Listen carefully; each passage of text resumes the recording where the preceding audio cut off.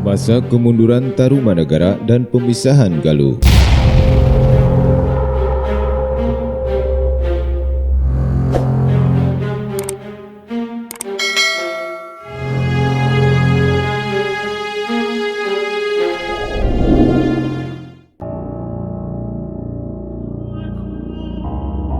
Di dalam buku rintisan penelusuran masa silam Jawa Barat disebutkan, kerajaan Tarumanegara ketika pada masa Raja Sudawarman sudah mulai nampak anti klimaks dari masa keemasan Tarumanegara.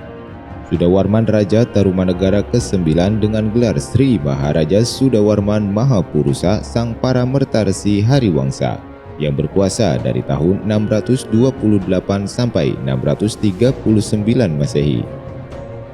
Ketika masa kepemimpinannya, kemunduran atau meredupnya Tarumanegara mulai nampak. Hal tersebut konon dimungkinkan terjadi karena beberapa hal. Yang pertama, akibat pemberian otonomi kepada raja-raja bawahan Tarumanegara oleh raja-raja sebelumnya yang tidak disertai dengan pengawasan dan jalinan hubungan yang erat. Akibatnya raja-raja wilayah bawahan Tarumanegara merasa asing dan tidak terlindungi secara maksimal. Penyebab yang kedua, pada zaman Sudawarman telah muncul kerajaan pesaing Tarumanegara yang kekuatannya mulai nampak ke permukaan, seperti Kerajaan Galuh yang didirikan pada tahun 612 Masehi oleh Wreti Kendayun yang merupakan cucu dari Kertawarman Raja Tarumanegara ke-8. Selain Galuh, di wilayah timur ada Kerajaan Kalingga yang mulai berada pada masa keemasannya. Sedangkan di Sumatera terdapat kerajaan Melayu yang mulai beranjak menjadi kerajaan besar seperti Kerajaan Sriwijaya dan Kerajaan Pali.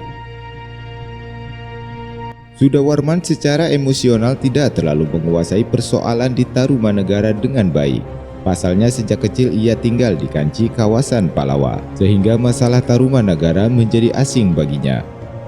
Namun demikian, di bawah kepemimpinannya, Sudawarman tercatat mampu menyelesaikan tugas dan beberapa kemelut yang terjadi di Tarumanegara. Hal itu disebabkan adanya kesetiaan dari pasukan Bayangkara atau pasukan tempur dari Kerajaan Indraprastra yang telah sejak lama mengabdikan diri untuk menjaga Tarumanegara, khususnya raja yang sedang bertahta. Kemerosotan Tarumanegara bisa saja tidak akan berakibat parah jika pengganti Sudawarman yakni Dewa Murti mampu mengemban tahta Tarumanegara dengan bijak.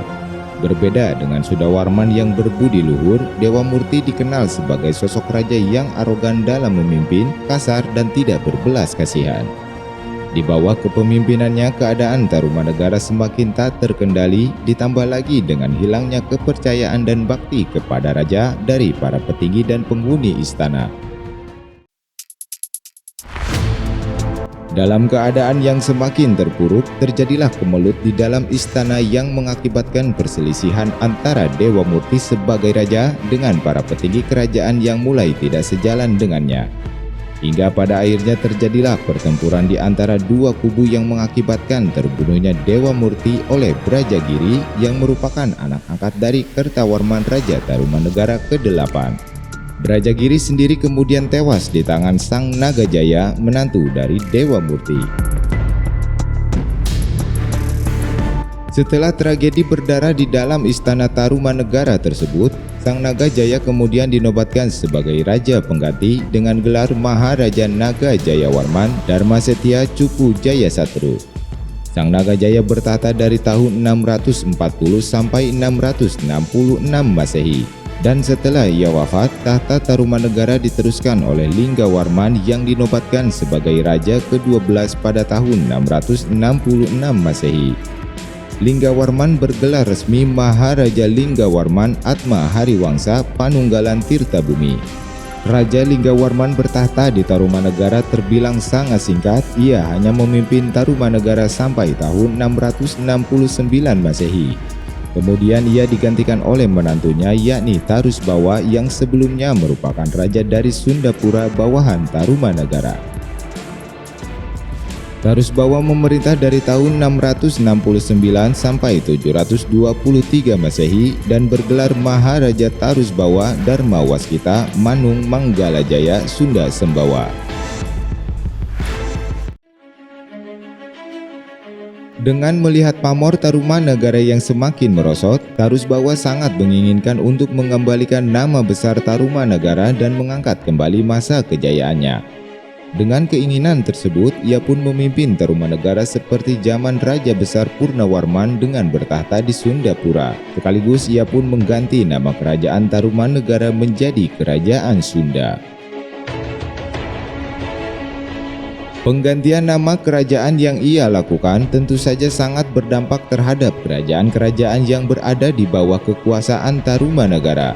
Karena dengan hilangnya nama Tarumanagara menjadi Kerajaan Sunda, berakibat raja-raja bawahan Tarumanagara merasa sudah tidak lagi memiliki ikatan sejarah. Ditambah dengan melihat latar belakang Tarusbawa yang bukan anak dari Linggawarman, melainkan ia hanya sebagai menantu dan bekas raja dari wilayah Sundapura. Kekecewaan para raja daerah terhadap keputusan Tarusbawa sudah tidak terbendung lagi, yang pada akhirnya satu persatu kerajaan-kerajaan bawahan Tarumanagara berniat untuk melepaskan diri dari kerajaan Tarumanagara yang sudah berganti nama menjadi Kerajaan Sunda. Keinginan melepaskan diri dari kekuasaan Tarusbawa dicetuskan oleh Sang Wreti Kendayun, sang penguasa Galuh. Keinginan melepaskan diri tersebut pada saat itu tentu saja bukan sesuatu yang sulit untuk dilakukan, mengingat Galuh sudah memiliki kekuatan besar yang jika kemungkinan terjadi perang, Galuh mampu melawan Tarumanagara. Galuh yang memiliki hubungan baik dengan kerajaan-kerajaan lain, terutama pertalian erat dengan kerajaan Kalingga di wilayah timur, karena adanya hubungan pernikahan dari putra Wreti Kendayun dengan cucu Ratu Sima sang penguasa Kalingga. Keinginannya pun kemudian ia sampaikan kepada Tarusbawa melalui surat yang isinya menerangkan bahwa Galuh bersama kerajaan lain yang berada di sebelah timur Citarum mulai saat ini tidak lagi tunduk kepada Tarumanagara. Namun hubungan persahabatan diharapkan agar tetap terjalin dengan baik.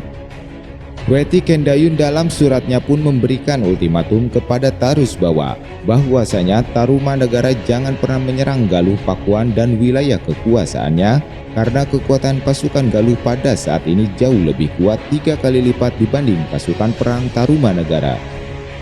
Galuh memiliki persenjataan yang lengkap dan memiliki hubungan baik dengan kerajaan-kerajaan di wilayah timur Jawa yang siap memberikan bantuan kepada Galuh kapan saja.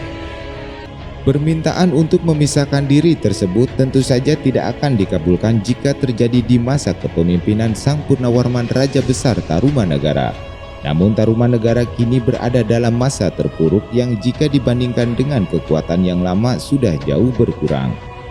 Namun berdasarkan perhitungan Tarusbawa, kekuatan Tarumanagara yang tersisa sebenarnya mampu untuk melawan kekuatan Galuh.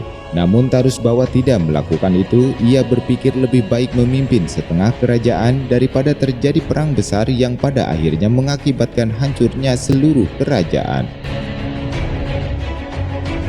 Akhirnya Tarusbawa menerima dan mengabulkan tuntutan Galuh dan memecah kerajaan menjadi 2, sebagaimana permintaan Wreti Kendayun dengan menggunakan Citarum sebagai batas kerajaannya. Dengan terpecahnya satu kekuasaan wilayah Tarumanagara, maka pada tahun 670 Masehi berakhirlah masa kerajaan Tarumanagara sebagai kerajaan besar yang menguasai seluruh wilayah Jawa Barat.